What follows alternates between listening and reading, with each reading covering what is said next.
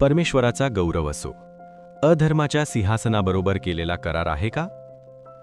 नंतर अम्मोनी नाहाश याने स्वारी करून याबेश गिलादासमोर तळ दिला. तेव्हा याबेशचे सर्व लोक नाहाश याला म्हणाले की आमच्याशी करार मदार कर, म्हणजे आम्ही तुझे अंकित होऊ. 1 शमूएल 11:1. गिलाद येथील याबेशचे रहिवासी इस्रायलच्या मुलांमध्ये गणले जातात. ते देवाच्या मुलांच्या गटात समाविष्ट असलेल्या विश्वासणाऱ्यांच्या गटाची सावली आहेत. जेव्हा आपण गिलादचा विचार करतो तेव्हा त्याचा समावेश त्या प्रदेशात होतो जो इस्रायल लोकांनी कनान देशाचा वारसा मिळवण्यासाठी यार्देन नदीच्या काठापूर्वी जिंकला होता. रुबेन, गाद आणि मनश्शेच्या अर्ध्या वंशाला असे आढळून आले की ही जागा गुरांसाठी चांगली आहे, म्हणून त्यांनी ती जमीन स्वतःच्या ताब्यात मागितली. ते म्हणाले, आम्हाला यार्देनच्या वरून नेऊ नका. त्यांच्या विनंतीनुसार मोशेने ती भूमी त्यांना दिली.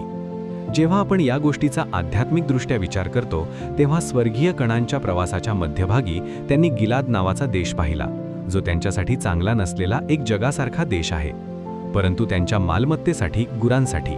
म्हणून हे जग सोडून यार्देनच्या पलीकडे जाण्याची इच्छा नसल्यामुळे कणान, जे स्वर्ग आहे, ते तसे मानणाऱ्यांसाठी एक सावली आहे. जेव्हा आपण यार्देनबद्दल समजून घेतो तेव्हा त्याची खासियत ही आहे की कापणीच्या हंगामात ते नेहमीच आपल्या सर्व काठांवरून ओसंडून वाहते. जेव्हा इस्रायली लोक यार्देन नदी ओलांडत होते तेव्हा ती नदी तिच्या सर्व काठांवरून वाहत होती, हे आपण पाहू शकत होतो. म्हणून इस्रायलचे लोक कापणीच्या हंगामात कणान देशात शिरले. कापणीला जगाचा शेवट म्हटले जाते. कापणीच्या वेळी त्याच्या राज्यातून सर्व तण गोळा करा. सर्व अपराध करणाऱ्या गोष्टी आणि जे अधर्म करतात त्यांना नरकात टाकले जाईल. परंतु असे म्हटले जाते की नीतिमान सूर्याप्रमाणे तेजस्वी होतात.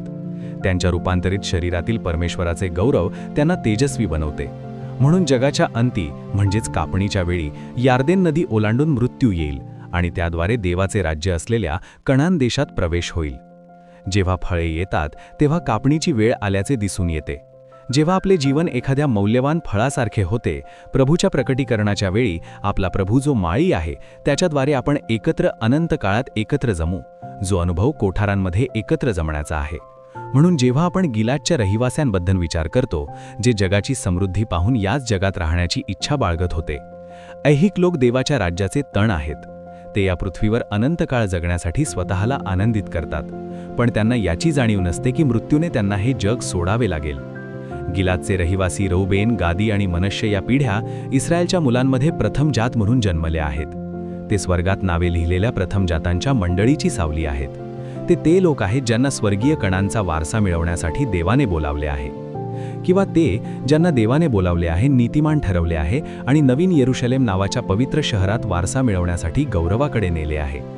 तथापि या जगात कायमचे वास्तव्य करण्याची इच्छा बाळगल्यामुळे गिलादला स्वर्गीय कणांमध्ये नेऊ नये असे सांगण्यात आले आणि ते गिलादवासी किंवा ऐहिक म्हणून ओळखले जाऊ लागले. त्यांना देवाचे लोक किंवा इस्रायली म्हणून ओळखले जाण्याची इच्छा नाही. अम्मोनी नाहाश गिलादच्या रहिवास्यांविरुद्ध लढण्यासाठी तळ ठोकून बसला. जेव्हा आपण अम्मोनी आणि मोआबी लोकांबद्दल शिकतो तेव्हा ते लोटाच्या 2 मुलींना जन्मले आहेत. इस्रायली लोकांच्या अरण्यातील प्रवासाच्या शेवटपर्यंत ते असे लोक होते ज्यांच्यावर देवाची करुणा आणि कृपा होती. काही काळासाठी इस्रायलचे लोक आपल्या प्रवासाला निघाले आणि कणानकडे कूच करत असताना जेव्हा इस्रायलचे लोक आर नदी ओलांगतात, मोआबचा किनारा, कारण देवाने ती भूमी लोटाच्या मुलांना वतन म्हणून दिली होती, म्हणून असे म्हटले आहे की त्यांना त्रास देऊ नका आणि त्यांच्या कामात ढवळाढवळ करू नका. परमेश्वर म्हणतो, अम्मोनी लोकांची भूमीसुद्धा इस्रायलच्या मुलांना वतन म्हणून दिली जाणार नाही. परंतु नंतर जेव्हा ते इस्रायलच्या मुलांविरुद्ध कार्य करतात तेव्हा देव त्यांचा तिरस्कार करतो. जेव्हा इस्रायल लोक मिस्रातून बाहेर आले तेव्हा त्यांनी भाकर आणि पाण्याने त्यांचे स्वागत केले नाही आणि त्यांना शाप देण्यासाठी त्यांनी प्रतिफल म्हणून बलामाला बोलावले, म्हणून देव त्यांच्या विरुद्ध कार्य केले. एवढेच नाही तर इस्रायली लोकांच्या अपयशाच्या वेळी तू टाळ्या वाजवल्या, नाचलास, आनंद साजरा केलास आणि म्हणालास की हे चांगले झाले, म्हणून देव म्हणाला की मी त्यांचा नाश करीन.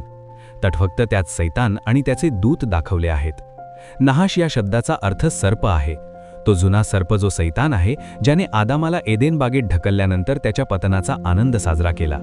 जेव्हा आपण त्याच्यासहत असलेल्या नाकारलेल्या दूतांविषयी शिकतो तेव्हा असे लिहिले आहे की ज्यांनी आपली मूळ स्थिती टिकवली नाही, ज्यांनी देवाने त्यांना दिलेले स्वतःचे निवासस्थान सोडले.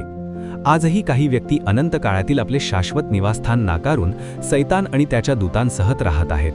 सैतानाप्रमाणे ते देवाच्या लोकांमध्ये दोष शोधून त्यांना दोषी ठरवत राहतात आणि त्यांच्या अपयशात आनंद मानतात. जेव्हा सैतानाला नरकात टाकले जाईल तेव्हा त्यांनाही देवाने सैतान आणि त्याच्या दूतांसाठी तयार केलेल्या सार्वकालिक अग्नीत टाकले जाईल. परंतु ज्यांच्यावर त्यांच्याकडून आरोप केला जातो ते आपापल्या घरांमध्ये वैभवात पहुडलेले असतील तर त्यांना मात्र टाकून दिले आहे. आपल्याला देवाचे संपूर्ण शस्त्रसामग्री घालून सैतान आणि आत्मिक दुष्टतेविरुद्ध संघर्ष करावा लागेल.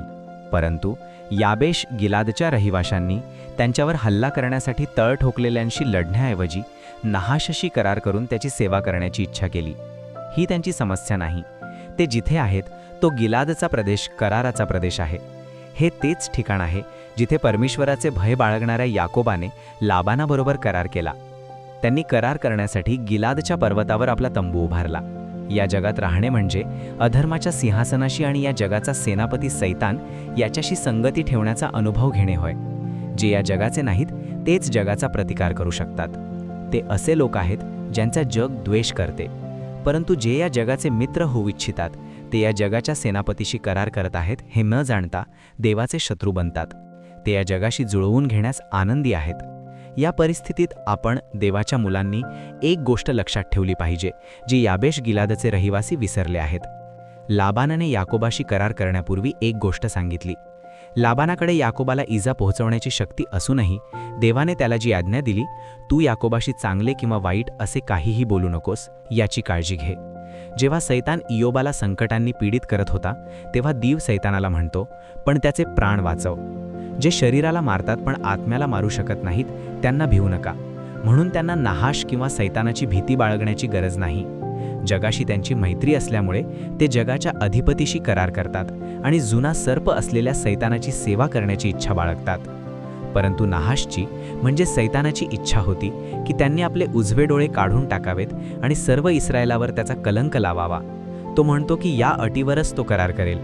त्याने याबेशच्या वडीलधाऱ्यांकडे याची मागणी केली. ते मूर्तिपूजक मेंढपाळ आहेत जे कळपाला सोडून देतात. ते लोकांना दुष्टतेकडे नेतात. देव त्यांना म्हणतो त्यांचा उजवा डोळा सुकवला जाईल आणि त्यांचा उजवा डोळा पूर्णपणे अंधकारमय होईल. शमशोनाला त्याच्या शत्रूंनी पकडले. त्यांनी त्याचे डोळे काढले, त्याला बांधले आणि तो तुरुंगात दळणदळत बसला. सैतान आपली स्वर्गीय दृष्टी नाहीशी करेल आणि आपल्याला केवळ ऐहिक सुखांसाठी जगणारे ऐहिक बनवेल.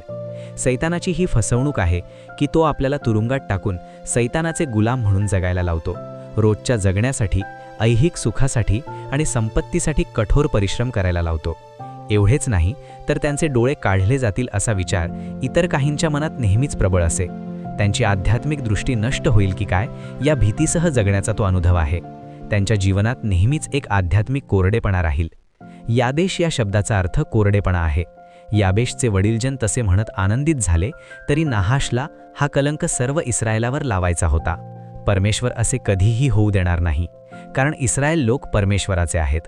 जेव्हा राजा शौलने ही बातमी ऐकली तेव्हा देवाचा आत्मा त्याच्यावर उतरला आणि त्याचा क्रोध फार भडकला. त्याच्या मागे आलेले आणि त्याच्याबरोबर आलेले यांनी मिळून अम्मोनी लोकांशी लढाई केली आणि त्यांचा नाश केला.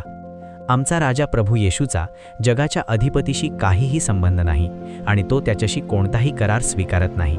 त्याने जगावर विजय मिळवला. म्हणून जरी आपल्याला संकटे व संघर्ष येत असले तरी तो आपल्याला प्रोत्साहन देतो आणि आपल्या सर्व लढाया लढून विजय देतो. निश्चितच आमच्या प्रभू येशू ख्रिस्ताद्वारे आमचा देव आम्हाला विजय देवो. जेव्हा शौल म्हणतो की जो कोणी शौल आणि शमुएल यांच्या मागे येणार नाही त्याचे बैल मारले जातील, आपण गिलादच्या लोकांसारखे होऊ नये, कारण त्यांनी पाहिले की गिलादची भूमी त्यांच्या गुरांसाठी चांगली आहे आणि म्हणून त्यांनी म्हटले की त्यांना कणांची भूमी नको आहे. परंतु आपण राजा शौल आणि देवाचा सेवक शमुएल यांच्या मागे जाऊया, नाहीतर आपल्याला हे समजून घ्यावे लागेल की पशुधन किंवा ऐहिक संपत्ती नष्ट होईल. आपला देव ऐहिक चांगुलपणाचा नाश करतो, ज्यामुळे लोक पैसे उधार देतात आणि कर्जदार किंवा शापित बनतात, कारण ते देवाच्या आज्ञेचे पालन न करता जगतात. म्हणून आपण मूर्तिपूजक मेंढपाळाच्या म्हणजेच या जगावर प्रेम करणाऱ्या तसेच सैतानाची आणि जगाची सेवा करण्याची इच्छा करणाऱ्या ऐहिक लोकांच्या मागे जाऊ नये. आपला राजा येशू आणि देवाचे वचन देऊन त्यांच्यासोबत देव बनून मार्गदर्शन मिळवणाऱ्या देवाच्या विश्वासू सेवकांच्या पाठीशी उभे राहण्यासाठी आपण स्वतःला प्रोत्साहन देऊया. तेव्हा आपण या जगात निंदेचे पात्र ठरणार नाही आणि जगावर विजय मिळवणाऱ्या येशूबरोबर विजयी होऊ. आमचा प्रभू परमेश्वर आम्हाला सहाय्य करो, आशीर्वाद देव आणि त्याच्या नावाला गौरव देव.